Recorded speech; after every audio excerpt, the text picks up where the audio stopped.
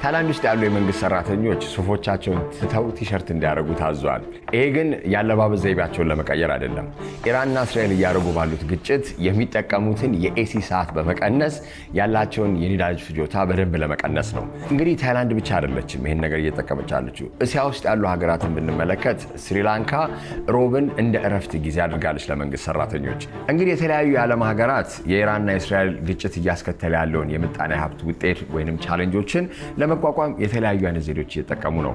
በዛሬው ሃሽታግ ሽቀላ እንግዲህ ይሄ ግጭት በዓለም ምጣኔ ሀብት ላይ ምን አይነት ተጽዕኖ እያሳደረ ነው፣ እያደጉ ያለው ሀገራት ደግሞ እንደ ኢትዮጵያ በተለይ ምን አይነት ዝግጁነትስ ማድረግ አለባቸው የሚለው እናያለን።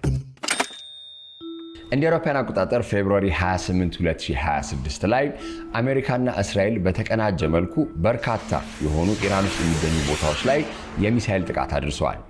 ይሄ ሚሳኤል ጥቃት እንግዲህ የተደረገው ዋናው ዓላማው ትልልቅ ወይም ሲኒየር የሚባሉ የኢራን ኢስላሚክ መሪዎችን ለማጥቃት ወይንም ለመግደል ነበረ። ይህንን ስንመለከት ታዲያ የተለያዩ አይነት የኒውክሌር ድርድሮች አብዛኛውን ጊዜ ደግሞ የሚደረጉ ስምምነቶች አሉ በዓለም አቀፍ ደረጃ። ኢራን ከእስራኤል ጋር ወይም ኢራንም ከአሜሪካ ጋር የኒውክሌር ማብላያ ማበልጸጓ ራሱ ትክክል አይደለም የሚለውን ነገር ትልቅ ክርክር ሲደረግበት ስለነበረ ነው። ኢራን በአንድ በኩል እኔ ለዜጎቼ ለትምህርት፣ ለምርምር፣ ለጤና የሚጠቅመኝን ነው ኒውክሌር እያበለጸኩ ያለሁት ትላለች። አሜሪካና እስራኤል ደግሞ አይ ደህንነታችን ላይ ጥቃት ለማድረስ ነው የሚለው ከባድ ክርክር ነበረ።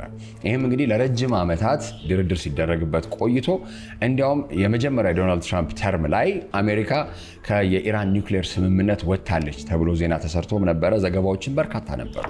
ሆኖም ግን ይህም ነገር ተንከባሎ መጥቶ በዚህ ዕለት ላይ የነ አያቶላ አሊ ኻሜኔን ጨምሮ ወደ 40 የሚሆኑ የኢራን መሪዎችን ለመግደል ችሏል። ከዚህም በመቀጠል እንግዲህ ኢራን በርካታ የሆኑ ሚሳኤሎችን የአሜሪካና የእስራኤል አጋር ሀገራት ናቸው የምትላቸው እነ ዱባይ ማንሳት እንችላለን። ሳውዲ አረቢያ ራሱ ስደበደብ ቆይታለች። ሆኖም ግን አሁን ያለው ሁኔታ የሆነ እንጂ ወደ ታሪክ ስንመለስ ወደኋላ ኢራንና እስራኤልም ኢራንና አሜሪካም ይህን እንዲህ አይነት ከባድ የሆነ የጠላትነት ስሜት ያለው ግንኙነት አልነበራቸው። ኢራንና እስራኤልን ብንመለከት እንዲያውም እንደ አውሮፓውያን አቆጣጠር 1978 ላይ ካሉት የኢስላሚክ ስቴቶች መካከል ኢራን እንደ ዲፋክቶ በሚለው ወይንም ሙሉ ለሙሉ የዲፕሎማቲክ ሬኮግኒሽን ወይም እውቅና ሳይሆን የተለያዩ አይነት የኮንሱላር ስራዎችን እስራኤል ኢራን ውስጥ እንድታረግ ፈቅዳ ነበረ። አሜሪካና ኢራንም እንግዲህ የተለያዩ አይነት ስምምነቶችን በማድረግ የደህንነትን የኢንተለጀንስ ወይም የስለላን ስራዎች ራሱ አብረው ይሰሩ ነበረ። ሆኖም ግን 1979 ላይ የተደረገው የኢራን አብዮት ይህንን ሙሉ ለሙሉ ቀይሮታል። እንዲያውም ኢራን ኢስላሚክ ስቴት ያልነበረችን ሀገር ሙሉ ለሙሉ ወደ ኢስላሚክ ስቴት በመቀየር ያላትን ካራክተር እንበለው ወይም መገለጫን ቀይረዋል። በዛም ጊዜ ደግሞ የመጡት መሪዎች የኢራን መሪዎች እስራኤልንም አሜሪካንም እንደ የምዕራባዊ ፍልስፍናን የምዕራባዊ ርዕዮተ ዓለምን ወደ ሀገራችን ለማስገባት ከዛም ደግሞ ጎን ለጎን ሁሌ የዓለም ፖለቲካ ወይም የዓለም ጂኦፖለቲክስ ሲነሳ እንደ አንድ ትልቅ ሀብት የሚነሳው ነዳጃችንን እየወሰዱ እኛ ምንም የኢራን ዜጎች ሳይበለጽጉ ብሪቴንን አንስተዋል፣ አሜሪካን አንስተዋል፣ እስራኤልም እየበለጸጉ ነው የሚለውን ነገር በማንሳት ሙሉ ለሙሉ ክሎዝ ዶር ፖሊሲ ወይም የተዘጋ በር እቅድና ፖሊሲን ያራምዱ ነበር። ይህንንም ተከትሎ እንግዲህ አሜሪካና በአጠቃላይ የዓለም ሀገራት አንዳንዴ ናሬቲቭ የምንለው ነገር አለ አይደለ? ይሄ ነገር ኢራን በጣም ለዓለም ደህንነት ታሰጋለች፣ ኒውክሌር ዌፐን ወይም የኒውክሌር መሳሪያ ካላት ማን የትኛውንም ሀገር ተነስታ ልታጠቃ ትችላለች በማለት የተፈጠሩ ምልከታዎች ወይም ፐርሰፕሽኖች አሉ። ይህንንም ተከትለው እንግዲህ የተባበሩት መንግስታትም አሜሪካም የተለያዩ አይነት ክልከላዎችና እገዳዎችን አድርገዋል። ይህንንም ተከትሎ እንግዲህ ለኢራን በሁለት መንገድ ማየት እንችላለን። ምጣኔ ሀብቷን በጣም ጠንካራ እንዲሆን እዛው ሀገር ውስጥ የሚሰሩ ምርቶችን ሰልፍ ዲፔንደንት የምንለው ወይንም በራሷ መቆም እንድትችል አድርገዋል። ሆኖም ግን አንዳንዴ ደግሞ ለረጅም ጊዜ እንደዚህ አይነት ሳንክሽኖች ሲደረጉ የሚያስከትሉት ትንሽ የምጣኔ ሀብትን መቀዛቀዝ ይኖራል። ኢራን እንግዲህ ነዳጅ ከማውጣትም በዘለለ የስትሬት ኦፍ ሆርሙዝ ወይንም የሆርሙዝ ሰርጥ መተላለፊያ የምትቆጣጠረው እሷ ከመሆኑ አንጻር በጣም ትልቅ እንዴት ነው ባርጌኒንግ ቺፕ ይሉታል ፈረንጆች አይደለ? የመደራደሪያ አቅም አላት። ይህንን መንገድ ከዘጋች ለዓለም የሚተላለፈው 70-80 በመቶ የሚሆነው ነዳጅ ኮምፕሮማይዝድ ይሆናል ወይም አደጋ ውስጥ ይሆናል። ይህንንም እንግዲህ ማየት የምንችለው እንግዲህ አሜሪካና እስራኤል ጥቃቱን ከፈጸሙ በኋላ ወዲያውኑ ኢራን እያደረገች የነበረው የተለያዩ አይነት ከተሞችን በሚሳኤል ካጠቃች በኋላ እዚህ ቦታ ላይ የሚተላለፉ መርከቦች ላይ ነው ጥቃት የሰነዘረችው። ይህን ጥቃት ታዲያ ሲባል እንግዲህ በሚሊዮን የሚቆጠሩ በርሜል የያዙ ነዳጆችን እነዛ መርከቦች እንዳይንቀሳቀሱ እንዳይተላለፉ አድርገዋል። ይሄም ማለት 90% የሚሆነው ወደ እስያ የሚያልፍ ነዳጅ ነበረ። ከዚህም ውስጥ እንግዲህ እስያ ሲባል ደግሞ ሁሌ የምትነሳው ሀገር በምጣኔ ሀብት ጠንካራነቷ የምትታወቀው ቻይና ነች። ስለዚህ ቻይናና ኢራን የተለያዩ ድርድሮችን በማድረግ እስቲ መርከቦቼ ይለፉልኝ እባክሽ እያለች ቻይና ድርድሩን ለማድረግ እየሞከረች ነው። ሆኖም ግን ይሄ እንግዲህ ከፌብሩዋሪ 28 አንስቶ እስካሁን ይህንን እንግዲህ ፕሮግራም እስካቀናበርኩበት ጊዜ ድረስ እየቀጠለ ነው። ታዲያ የምጣኔ ሀብት ኢምፕሊኬሽኑ ወይንም አንድምታው ምን ይመስላል? በብር ደረጃ ስንመለከተው ሁለቱም ወገኖች በጣም ትልልቅ ብር ነው እያወጡ ያሉት። ኢራንም እስራኤልም በጣም ከፍተኛ የሆነ የገንዘብ ወጪ እያደረጉ ሚሳይሎች እያስወነጨፉ ነው።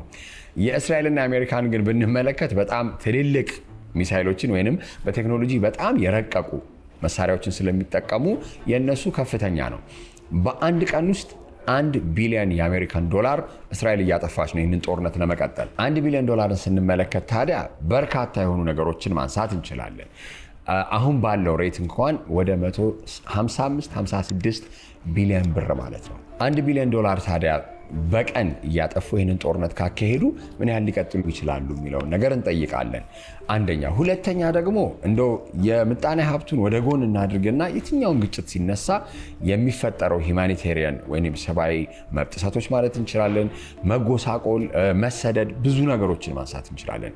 ከዚህም ደግሞ ጎን ለጎን በጣም ሰው እየፈራ ያለው አንዳንዴ የመጀመሪያው ዓለም ጦርነት፣ ሁለተኛው ዓለም ጦርነት ሲነሱ በሁለት ሀገራት መካከል በነበረ ግጭት ነው። እንግዲህ የሁለተኛው ዓለም ጦርነትን ብናነሳ ጀርመን ፖላንድ መውረሯ ነው ያንን ሁሉ ካታስትሮፊክ ሊባሉ የሚችለው በጣም ወይንም ትልልቅ ጉዳቶችን ያደረሰ ጦርነት የዘለቀው ለ6 ዓመት እንደዚህ እንዲቀጥል የተደረገው። አሁንም የዓለም ሀገራት እየተፈራ ያለው ወገን ከተያዘ አሁን ምዕራባውያንን አሜሪካና እስራኤልን የሚደግፉ ሀገራት ካሉ፣ ኢራንን ደግሞ እዚህ ጋር የሚደግፉ ካሉ ፉል ብሎን የሆነ ወይንም በደንብ የተንሰራፋ ዓለም አቀፍ ግጭት እንዳይሆን እየተፈራ ነው። እንግዲህ ከዚህ በመቀጠል ደግሞ አንድ ባለሙያ ጋብዤ እስቲ እንደዚህ አይነት ግጭቶች ሲፈጠሩ ጂኦፖለቲክስ ምጣኔ ሀብት ላይ ምን አይነት ተጽዕኖ ይፈጥራል የሚለው እናያለን። አሜሪካና እስራኤል በአንድ ወገን፣ ኢራን ደግሞ በሌላ ወገን ሆነው የጀመሩት ግጭት ከፌብሩዋሪ 28 2026 እንደ አውሮፓውያን አቆጣጠር ጀምሮ እንግዲህ ቀን በቀን ቅድም እንዳነሳሁት 1 ቢሊዮን ዶላር እስራኤልን እያስወጣት ነው። ከዚህ ጎን ለጎን እንግዲህ ምጣኔ ሀብት ላይ ደግሞ ስንል እነሱ ሀገራቶቹ ላይ ሊሆን ይችላል፣ በዓለም አቀፍ ደረጃ እንደ ኢትዮጵያ ደግሞ ያሉ እያደጉ ያሉ ሀገራት ላይ ደግሞ የሚያመጣው ውጤት ወይም ተጽዕኖ በጣም ሊለያይ ይችላል። ሆኖም ግን ተጽዕኖ ይኖረዋል። ዛሬ የምንገኘው እንግዲህ የውጭ ጉዳይ ኢንስቲትዩት ላይ ነው። አንድ እንግዳ አለኝ። እባክዎትን ራስዎትን ያስተዋውቁ መጀመሪያ። እሺ፣ አመሰግናለሁ። እኔ ዳርስከዳር ታዬ እባላለሁ። በዚህ በኢንስቲትዩቱ ውስጥ ተመራማሪ ነኝ። እሺ፣ ዶክተር እንደሆኑ አልተናገሩም። ዶክተር ዳርስከዳር። እሺ፣ ለውይይታችን ቀለል እንዲል እንግዲህ በእድሜም ስለምንቀራረብ አንተ እንባባል። ፈቃደኛ? ይቻላል። እሺ፣ እንግዲህ ግጭቱ ከተጀመረ ፌብሩዋሪ 28 ወደ 3 ሳምንት ወደ 1 ወር እየጠጋ ነው አይደለ? ያንን ነገር ስንመለከት እንደው ሾርት ተርም ልንለው የምንችለው ነገር ነው ወይንስ እንዲህ አይነት ግጭቶች አንዴ ከተጫሩ እየሄደ የሚቀጥል ነው? እንግዲህ ባለው የጂኦፖለቲክስ እንግዲህ አሁን ያለው ጦርነት በአጠቃላይ አሁን ዓለም ዙሪያ የሚጀመሩ ጦርነቶች ይጀምራሉ፣ ግን መቆሚያቸው አይታወቅም። እያየን ያለ ነው ማለት ነው። የኢራን ጦርነትም አሁን እየተሆነ ያለው እንደዛ ባይሆን ምኞታችን ነው፣ ሌሎች የዓለም ክፍሎች ላይ እንደምናየው። ነገር ግን የመሆን እድል አለው፣ የመቆየት የመራዘም። ምናልባት የዓለም አገራትን ስለሆነ አፌክት እያደረገ ተጽዕኖ ውስጥ እየከተተ ያለው ከሚመጡ ጫናዎች የተነሳ የተወሰነ ረገብ ሊል ይችላል ከሆነ ቀናት በኋላ ሳምንታት በኋላ። ነገር ግን ሙሉ በሙሉ የሆነ አንዱ ኃይል አሸንፎ አንዱ ኃይል ተሸንፎ የተረጋጋ ሰላም ይኖራል የሚለው እሱ ሴናሪዮ የመከሰት እድሉ ዝቅተኛ ይመስለኛል በእኔ እይታ አይደል? እንደው ኢራንና እስራኤል የነበራቸው ግንኙነት ሁሌ እንደዚህ ተቃራኒ ቦታ ላይ ሆነው ወይም የአሜሪካና ኢራንን ብንመለከተው እንደዛ አይደለም። እንደው እንደዚህ እዚህ ድረስ እንዲመጣ ያደረጉት የተለያዩ የጂኦፖለቲክስ ሁኔታዎች ወይም ሰርከምስታንስስ ምንድን ናቸው? እንግዲህ መካከለኛው ምስራቅ በተለይ ከሁለተኛው ዓለም ጦርነት በፊትም ከኦቶማን ዘመን ጀምሮ ከፍተኛ የሆነ ቀውስ የሚያስተናግድ ቀጠና ነው። የተለያዩ ዓለም አቀፋዊ የፖለቲካ ለውጦች በሚኖሩበት ጊዜ ሁሉ ቀድሞ ንዝረቱ የሚሰማው እዛው አካባቢ ነው። ምናልባት የዓለም ሃይማኖት ማዕከል ስለሆነ ከሁለተኛው የዓለም ጦርነት ወዲህ ደግሞ በተለይ ዋና የነዳጅ ማምረቻ አካባቢ ስለሆነ ሊሆን ይችላል። ዋና መተላለፊያ መስመሮች የሚገኙበት ስለሆነ ሊሆን ይችላል እና ደግሞ የጥንት ሲቪላይዜሽን ማዕከል ስለሆነ ዓለም ዙሪያ የሚከሰቱ ነገሮች በቀላሉ እዛ አካባቢ ይንጸባረቃሉ። ከዛም ደግሞ ወደኛም ቀጠና ይመጣል። የኢራንና የእስራኤል አሁን ያለውንም ስናየው አሁን የጀመረ ነው ልንለው የምንችለው ነገር አይደለም። ወደ ኋላ ይሄዳል። ግን ታሪኩን እንትን ለማለት እስከ 1973 ድረስ በተለይ ከ73 በፊት የነበረው የሻህ መንግስት ጥሩ የሚባል ግንኙነት ከእስራኤል ጋር ነበረው። እንደውም በእስራኤል የሴኩሪቲ እይታ መሰረት የቅርብ ጎረቤት እና የሩቅ ጎረቤት የሚሏቸው ነበሩና የሩቅ ጎረቤት ከሚባሉት መካከል ኢራን፣ ተርኪ፣ ኢትዮጵያ ለእስራኤል በጣም አስፈላጊ የሆኑ ትንሽ ራቅ ያሉ ግን አስፈላጊ የሆኑ ጎረቤት ሀገር ተብለው ይወሰዱ ነበር። ኢሚዲየት ጎረቤት የሚሏቸው አሉ፣ ማትመርጠው በቃ ሁሌ አብረው ያሉ ማለት ነው። 1973 ላይ ግን ሰባዎቹ ላይ አጠቃላይ በሚገርም ሁኔታ እነዚህም ሀገራት በሙሉ ለውጥ ተከሰተ። ኢራን ወደ ጫፍ የወጣ አብዮታዊ መንግስት፣ እስላማዊ አብዮታዊ መንግስት ተመሰረተ። ሰው ምንድነው የተከሰተው? ያ አብዮታዊ መንግስት ለፓለስቲኒያን ጥያቄ የዓለም ዲፕሎማቶች የዓለም መንግስታት የተስማሙበትን አማራጭ ከመከተል ይልቅ እስራኤል ኦኩፓይ ያደረገች አካባቢውን የተቆጣጠረች ሀገር ነች፣ አካባቢው የፓለስታይን ነው ይላሉ። ያው ይሄም አስተሳሰብ የሚገዛውም የሚቃወመውም አለ። ግን በብዛት አሁን በዓለም መድረክ ተቀባይነት ያለው የቱ ስቴት ሶሉሽን ነው። ብዙ የዓለም ሀገራት ይሄንን ሁሉ አይቀበሉም። ስለዚህ እስራኤል ወራሪ ነች፣ የዓለም ብቸኛዋ ህገወጥ ሀገር ማለት እስራኤል ነች የሚል ምልከታ አላቸው። ይሄኛው ትንታኔያቸው ለእስራኤሎች ደግሞ ሁሌም ሬዲ ይሄ በስጋት እንትን ውስጥ እንዲኖሩ አደረጋቸው። ስለዚህ ሁለቱም የራሳቸው ጀስቲፋይ የሚያደርጉት እንትን አላቸው ማለት ነው። የደህንነትም ጥያቄ ይኖራል። በቃ ይሄንን የኔን ስቴት ለታጠቃ ትችላለች፣ ሊያጠቃ ይችላል ተብሎ ኦፍ ኮርስ አሁን እስራኤሎች ሁሌ የሚሉት ምንድነው የህልውና ጥያቄ ያለበት ብቸኛው ሀገር በዓለም ላይ እኛ ነን ይላሉ። ሌላ ሁሉ ምንም ይሄ ስጋት ምናልባት የድንበር ስጋት ሊኖረው ይችላል፣ የሰዎች ፍልሰት ስጋት ሊኖረው ይችላል እንጂ እንደ ሀገር የህልውና ስጋት ስቴትሁድ የሚለውን ነገር ጥያቄ ውስጥ አይገባም። የለም እነሱ ይሄ ስጋት አለብን ይላሉ። ግን ስታያቸው ሩቅና ሩቅ ነው ያሉት። ስለዚህ የሴኩሪቲ እይታቸውም ዝግጁነታቸውም ይሄንን ጂኦግራፊክ ርቀት ታሳቢ ያደረገ ነው። ምን ማለት ነው? ላለፉት እንግዲህ 40 ምናልባትም ክሎዝ ቱ 50 ዓመት በእንትን ሲታዩ ነው የኖሩት። ኢራን ስትዘጋጅ ነው የኖረችው። ግን አሁን የምታደርገውን ጦርነት የምትተኩሰውን መሳሪያ ስታይ ይህን ጂኦግራፊክ እንትን ታሳቢ ያደረገ እንደሆነ ታያለ። ስፔሻላይዝ ያደረገችው ሚሳይል ላይ ነው፣ ሎንግ ሬንጅ ላይ። አዎ በርቀት ሂዶ እስራኤልን አታክ ላይ ያደረገ።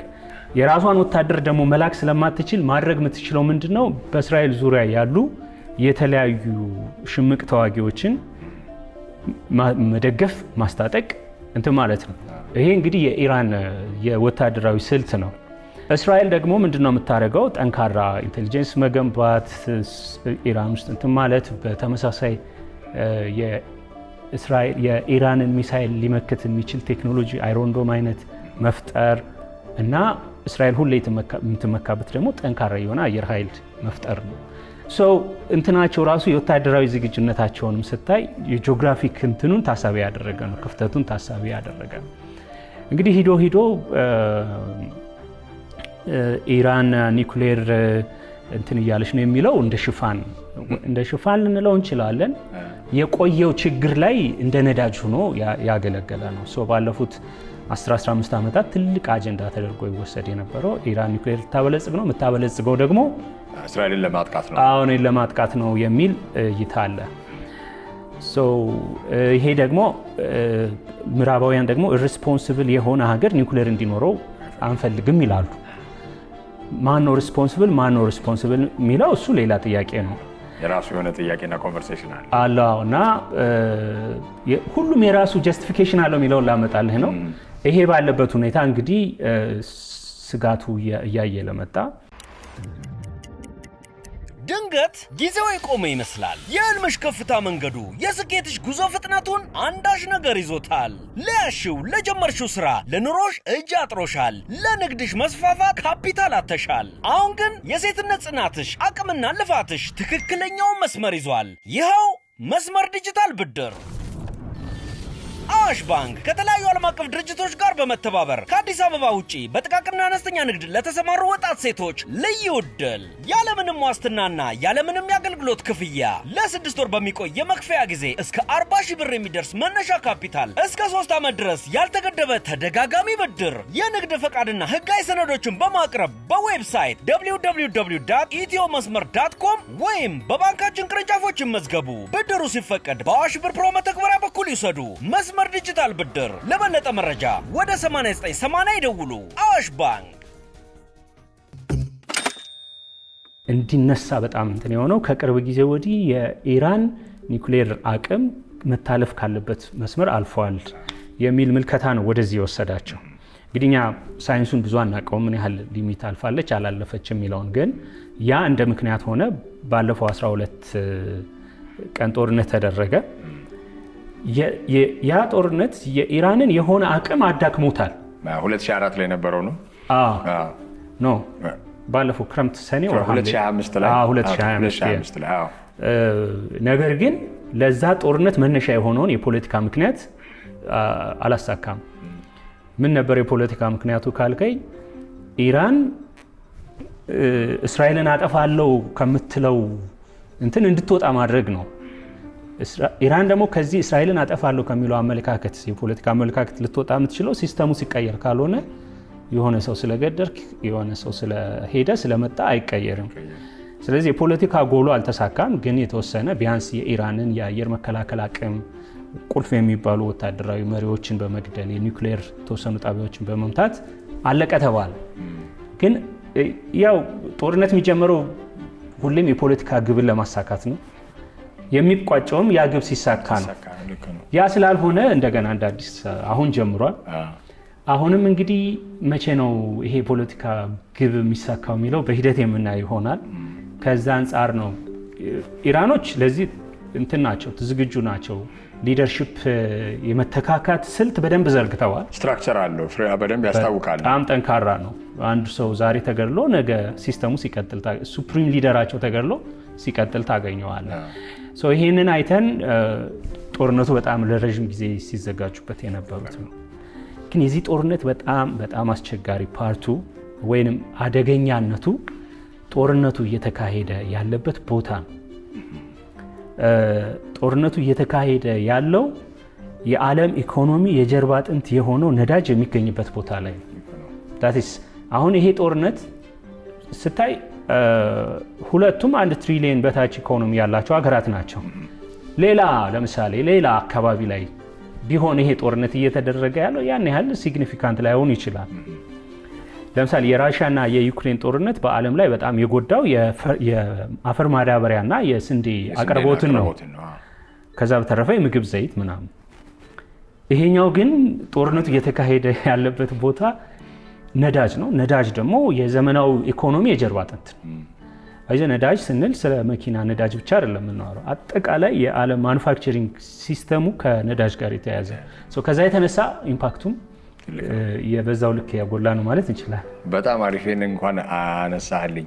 ምን ያህል እንዴት ነው አደጋ ላይ ነን ልንል እንችላለን ወይ? ቫልነራቢሊቲ የሚባል ነገር አለ አይደለ? በእንግሊዝኛ እኩሌታው ያለ ምጣኔ ሀብት ምን ያህል አደጋ ላይ ነው ይሄ ነገር ለ6 ወር ለ1 ዓመት ከቀጠለ ያደጉ ሀገራት ላይ ብንል እያደጉ ያሉ ሀገራት ላይ በሁለቱ ከፍለን ብናየው አሁን እያየን እንዳለ ነው። ሁሉም ሀገር ይጠቃል፣ እየተጠቃ ነው። ምናልባት በጣት የሚቆጠሩ ሀገራት ብቻ ሊያተርፉ ይችላሉ ከዚህ ጦርነት። ከዛ ውጪ አብዛኛው የዓለም ሀገር እየተጎዳ ነው ያለው። ግን ደግሞ የጉዳት መጠኑ ከሀገር ሀገር ይለያያል። አንዳንዱ ሀገር ጠንካራ ስትራቴጂክ ሪዘርቭ ያለው አለ። ምን ማለት ነው? ግጭት ቢፈጠር ለሆነ ያህል ለ50 ቀን ለ100 ቀን ለ1 ዓመት ምናምን የሚቆይ ነዳጅ የሚያስቀምጡ ሀገራት አሉ። አንዳንድ ሀገር ደግሞ ኢንፍራስትራክቸር ሊሚቴሽን ይኖርብሃል። ያንን ማድረግ ማትችልበት መግዛት ማትችልበት አቅም ከሌለህ የተጋላጭነት መጠንህም በዛው ልክ እንትን ይላል። ግን የሚገርመው አሁን ይሄ ጦርነት አምራቾችንም እየጎዳ ነው ያለው። ዋና የሚባሉ አምራቾች አሁን የነዳጅ ማምረቻ ኢንፍራስትራክቸርም እየተጠቃ ነው ያለበት። ይህም በምታይበት ጊዜ የጦርነቱ ዳፋ ኢቭን ጦርነቱ ቢቆምም የመቆየት እድል እንደሚኖረው ታያል። ምክንያቱም ሪኮንስትራክት ለማድረግ ራሱ እነዚህን የነዳጅ ኢንፍራስትራክቸሮችን ለመገንባት ሊፈጅ የሚችለው ጊዜ ረዘም ሊል ይችላል። በዓለም ኢኮኖሚ ላይ ከባድ የሆነ ጫና እያመጣ ነው ብለን መውሰድ እንችላለን።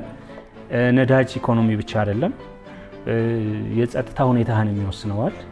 1970s ላይ ያየነው ያንን ነው። 1973 የነዳጅ እንደ ተመሳሳይ የሆነ የነዳጅ ሾክ ተፈጥሮ ነበረ እና ዓለም እንደዚህ ነው እንደ አዲስ ሪስትራክቸር አርጋ ነው ያለፈችው።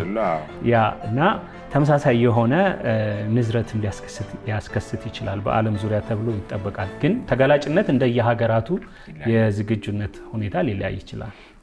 ቅድም ያነሳው አንድ ነጥብ ነበረ እንደው መካከለኛው ምስራቅ ላይ አሁን ቅድም ያነሳው የሩሲያና የዩክሬን ግጭት ያን ያህል ዶሚኖ ወይ ሪፕል ኢፌክት የምትለው ነገር የለም። ከጂኦፖለቲክስ አንጻር ያው የነዳጅ መገኛ መሆኑ እንዳለ ሆኖ ለምንድን ነው የመካከለኛው ምስራቅ ምንም አይነት ግጭት ሲነሳ የሚሰፋው? ወይንም እንዴት ነው ወደ ሌላ አህጉራትና ሀገራት ላይ ለመሄድ በጣም ቀላል ነው ወይም ይሄ ቡድን የመያዝ ነገር ያስከትላል ወዲያው? ለምንድን ነው እንትን አለው ማለት ይሄ ሲቪላይዜሽናል አስፔክቱን መርሳት አንችልም። ግን በተለይ ይሄ መካከለኛው ምስራቅ 1869 ሱዝ ካናል ከተከፈተ በኋላ ቁልፍ ቀጠና ሆኗል። ቁልፍ ቀጠና ስልህ የዓለም ዋና የትሬድ ራውት መተላለፊያ ሆኗል። 20ኛው ክፍለ ዘመን ላይ ደግሞ የነዳጅ መገኘት እና ያንን ነዳጅ ደግሞ በበላይነት ለመቆጣጠር የሚደረገው ትግል አካባቢውን በጣም ሴንሲቲቭ አድርጎታል። ይሄ እንግዲህ ከነዳጅ አንጻር ከንግድ እንቅስቃሴ አንጻር በምታየው ጊዜ ነው። ግን እዛ ቀጠና መርሳት የሌለብን ሁሌም የቆዩ እንትኖች አሉ። ለምሳሌ የሃይማኖታዊ የሆኑ ፉክክሮች አሉ። ለምሳሌ ሱኒ ሺአ የምንለው እንትን አለ። ቴንሽኑም ይሰፋል ከዛ በኋላ በተመሳሳይ ሃይማኖት ሆኖ ግን የተለያየ አይነት ያስተምሮ ልዩነት ያለባቸው አሉ። አሁን ብዙ ጊዜ በኢራን በኢራቅ መካከል ግጭቶች የሆነ ጊዜ ይቀዘቅዛሉ፣ የሆነ ጊዜ ሞቅ ይላሉ። የሆነ የመንግስት ለውጥ በመጣ ቁጥር ከሱኒ ነው ከሺአ ነው የሚል ነገር ይኖራል። ከሱኒ ሲሆን ከሺአ ሲሆን የሆነ ግጭት ይኖራል።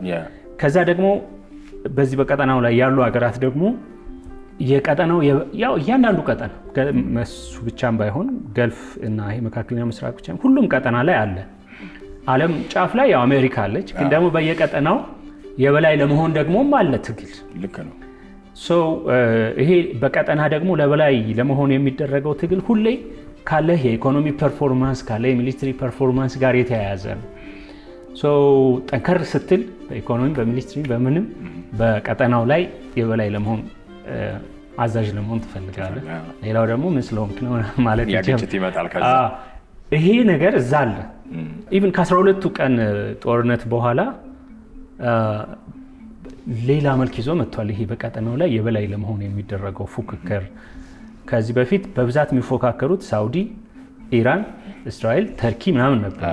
ልክ ከ12ቱ ቀን ጦርነት በኋላ ምናልባት ኢራን ተዳክማለች በሚል አሳምፕሽን ሊሆን ይችላል ፉክክሩ ሞር ወደ ዩኤኢ እና ሳውዲ ምናምን የመሆን ቴንደንሲ እየመጣ ሄደ። ምን ልልህ ነው ፉክክሩም ራሱ እንትን ይለዋል። ሌላው ደግሞ መርሳት የሌለብን አካባቢ የዓለም ሃይማኖቶች ማዕከል ነው። አሁን እስራኤሎች በዓለም ሀያል በሆነው በአሜሪካ ፖለቲካ ላይ ተጽዕኖ አላቸው። የዓለም የቴክኖሎጂ ደግሞ አቅም አለ እነሱ ጋር። በሌላው ዓለምም በራሳቸውም የቴክኖሎጂ አቅም አላቸው። ስለዚህ እነሱም ተሰሚ ናቸው በዓለም ዙሪያ። የአላያንስ ወይም የትብብር መፈጠርም ይኖራል በተለያዩ ሀገራት መካከል። ከእስራኤል ጀርባ ሌሎች ትልልቅ እንትኖች ካምፓኒዎች ሀገራት ይኖራሉ። ያንን ካውንተር ለማድረግ እዚህ ስትንቀሳቀስ በቀላሉ ፍላሽ ያደርጋል፣ እንትኖች ግጭቶች ይፈጠራሉና መካከለኛው ምስራቅ ያለ በተለይ ግን ነዳጁ ትልቅ ፋክተር ነው። ምንድነው ባይዘይ አሁን ለምሳሌ አሜሪካን ስታይ የነዳጅ እጥረት እኮ የለባትም አላት፣ በቂ አላት፣ ኤክስፖርትም ታደርጋለች፣ ችግር የለባትም። ግን ሱፐር ፓወር ስለሆነች ያንን ያላትን የበላይነት ለማስቀጠል የዓለም የነዳጅ የአቅርቦት ሰንሰለትን መቆጣጠር ትፈልጋለች። ቁጥጥሩ ላይ ነው ዋናው። የስ ማን ምን ያህል ማግኘት አለበት የሚለውን መወሰን አለበት። ለምንድነው ይህን እየሆነ ያለችው? ሌሎች ሀገራት ያለሷ እውቅና አጠገቧ ያለችው ቬኔዙዌላ አብዛኛውን ነዳጇን ለኩባ ለቻይና ምናምን ስትሸጥ ነገ እነዚህ ሀገራት ሌላ አቅማቸው እየጨመረ ቻሌንጅ ያደርጉኛል። ስለዚህ ኤቭሪ ሰፕላይ ላይ እኔ እንትን ማድረግ አለብኝ፣ መቆጣጠር አለብኝ። የርዕዮተ ዓለም ልዩነቱም ደግሞ ከድሮም ጀምሮ ከቀዝቃዛ ጦርነትም ጀምሮ የመጣ ነገር ያከፍፍልም ስላለ በደንብ ይኖረዋል። ያ ባይ ዘ ዌይ እሱ አሁን ኮልድ ዋር የርዕዮተ ዓለም ነበረ፣ አሁን ሌላ ነው። አሁን የዓለም ሀያል ለመሆን ሁለት ሀገራት በጣም ወደ ላይ ወጥተዋል። በኢኮኖሚ ራሱ ዳታዎችን ብታይ የኢኮኖሚ መጠናቸው ምናልባት የቻይና ከ18 ትሪሊየን በላይ፣ የዩኤስ ደግሞ ምናልባት 28 29 ምናልባት 30 አይዶ ነው። ሌሎች ሶስተኛ አራተኛ የሚባሉ ሀገራትን ካየህ 4 ትሪሊየን 5 ትሪሊየን ናቸው። ስለዚህ ትልልቆቹ ጃያንቶች ቻይናና አሜሪካ ናቸው። የድሮው ቀዝቃዛ ጦርነት የሚመሩት አሜሪካና ራሽያ ነበሩ። አሁን ደግሞ እንትን አለ፣ ማን ከማን ጋር አለ የሚለው ማተር ያደርጋል። ግን ሚድል ኢስት ካሉት ተደራራቢ ምክንያቶች ነዳጅ፣ ሃይማኖት፣ ስልጣኔ፣ አሰላለፍ የተነሳ የዓለምን ትኩረት የሚስብ ቀጠና ሆኖ እናገኘዋለን። እስቲ ሩሲያና ቻይና ከተነሱ አይቀር አሁን ባለው ግጭት ላይ እንዴት ነው ራሳቸውን ፖዚሽን እያደረጉ ያሉት ወይም እያስቀመጡ ያሉት? ለምንስ እንደዚህ አይነት አካሄዶችን ይመርጣሉ? በይፋ እስካሁን ድረስ ባይዞ የሚባሉ አሉ። ከኦፕን ሶርስ ለምታገኛቸው መረጃዎች አሉ። ራሽያ እንደዚህ በኢንቴሊጀንስ ትደግፋለች፣ ቻይናም እንደዚህ አይነት ድጋፍ ታደርጋለች የሚባል ነገር አለ። ኦፊሻል ነገር የለም። ግን ዞሮ ዞሮ ያንን አካባቢ ስታየው ይሄ የዩሮኤዥያ የሚባል ላንድ ማስ አለ በጂኦፖለቲክስ እይታ ማለት ነው። ዌስተርን ፓርት ኦፍ ዩሮኤዥያ ያው የዌስተርን ነው የአውሮፓ ምናምን የምንለው። ኢስተርኑ ላይ ቻይናን ታገኛለ፣ ኢራን አለች፣ ኖርት ኮሪያ፣ ራሽያ ምናምን አሉ። እነዚህ በጣም ጠንካራ የሆነ ህብረት የሚፈጥሩ ከሆነ ለምዕራቡ ስጋት ሊሆኑ እንደሚችሉ ይታወቃል። ስለዚህ በተቻለ መጠን ይሄንን ጠንካራ ህብረት ያኛው ሳይድ መበተን ይፈልጋል፣ የኛው ሳይድ ደግሞ ህብረቱን አጠናክሮ መቀጠል ሊፈልግ ይችላል። ስለዚህ ምንም በይፋ ባይናገሩም ይሄ ኢራን እንዳትሸነፍ መደገፍ ወይም ድጋፍ እንዲያደርጉ የሚያስገድዳቸው ግን ምክንያት እንዳለ ትረዳለህ። ይሄ የጠላት የኔ ጓደኛ ነው እንዲሉ። ምክንያቱም ኢራን አሁን ተሸነፈች ማለት የተጽዕኖ አድማስ የምዕራቡ የተጽዕኖ አድማስ እየሰፋ አሁን እየተገፋ ጦርነቱ ወደዛ ነገ እንግዲህ ከፓኪስታን ህንድም ከምዕራብ ጋር በሴኩሪቲ የምትተባበር ሀገር ነች። ከዛ ደግሞ ፓኪስታንና አፍጋኒስታን የሆነ ከሁለቱ አንዱን ከያዝክ በቀላሉ ወደ ቻይና የመጠጋት እድል ሊኖር ይችላል። ስለዚህ እነዚህ ሀገራት ቻይና እና ራሽያ የራሳቸው በቂ ምክንያት አላቸው ማለት እንችላለን። እስቲ ወደ ኢትዮጵያ እንምጣ። እያደጉ ያሉ ሀገራት እንግዲህ አብዛኛውን ጊዜ ኢትዮጵያም እንደው ውጭ ምንዛሪ ከምናወጣባቸው የምናስገባቸው ምርቶች መካከል ሁሌ ነዳጅ አንደኛው ነው። ምን ያህል የኛ ቫልነራቢሊቲ ስንል ደግሞ ኢትዮጵያን ደግሞ ለየት ባለ መንገድ በጣም ትልልቅ የምጣኔ ሀብት ማሻሻያ ሪፎርም ፖሊሲዎች እቅዶችም እየተገበሩባት ያለበት ሰዓት ነው። በ2 ዓመት በፊት ጀምሮ ምን ያህል የበለጠ ተጋላጭ አደረገናል አሁን እንደዚህ አይነት ግጭቶች? ያው አንደኛ ኢምፖርት ነዳጅ አስገቢ ሀገር ነን። በቅርቡ ይቀየራል ብለን ተስፋ እናደርጋለን። በቅርቡ ግን ያ እስከሚመጣ ድረስ ተጋላጭነታችን እንዳለ ይቀጥላል። ምክንያቱም ምናልባትም አብዛኛውን ነዳጅኛ የምናስገባው ከገልፍ ሀገራት ነው። ኢንፍራስትራክቸር ስለሌለ ነው እንጂ እዚሁ ጎረቤታችን ደቡብ ሱዳን እኮ አለ ነዳጅ ኤክስፖርት ይደረጋል። በሱዳን አድርጎ በቀይ ባህር ወደ ሌላው ዓለም ይወጣል። በቀላሉ ከዚህ ማግኘት እንችላለን ብዬ ተስፋ አደርጋለሁ። ኢንፍራስትራክቸሩ ካሳድ እርግጥ ቤንዚን ከሱዳን የሚመጣ እንዳለ ይታወቃል ከዓመታት በፊት ጀምሮ። የተጋላጭነት ሁሌም ኢምፖርት የምታረግ ከሆነ በተለይ እንደዚህ አይነት በጣም ጠቃሚ የሆኑ ምርቶችን ከውጭ የምታስገባ ከሆነ ሁሌም ለሚፈጠር ሾክ ወይም ለሚፈጠር ንዝረት ነገር ተጋላጭ የመሆን እድል ከፍተኛ ነው። ለእኛ በተለይ አሁን ታይሚንጉ ቅድም እንዳነሳኸው ሪፎርም እያደረግን ነው።